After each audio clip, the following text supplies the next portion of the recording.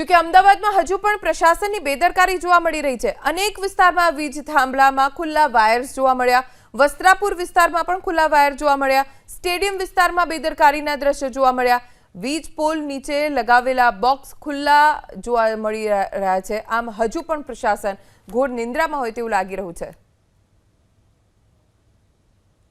પ્રશાસનના ઘોર બેદરકારીના કારણે નારોલ વિસ્તારમાં એક દંપતીનું વીજ કરંટ લાગવાથી ઘટના સ્થળે જ મોત થયું હતું। ત્યારબાદ પણ પ્રશાસનની અનેક ઘોર બેદરકારી છે તે નજરે આવી છે। અમદાવાદના એવા અનેક વિસ્તાર છે કે જ્યાં આગળ વીજ વાયરો ખુલ્લી હાલતમાં જોવા મળી રહ્યા છે। જો કે વીજ કરંટ લાગવાથી 16મી તારીખે પણ એક શ્રમજીવીનું ઘી કાંટામાં મોત થયું હતું। ત્યારબાદ એક દંપતીનું મોત જે 2 દિવસ પહેલાં જ નારોલ વિસ્તારમાં થયું હતું। તેમ છતાં પણ પ્રશાસનની જે આંખો છે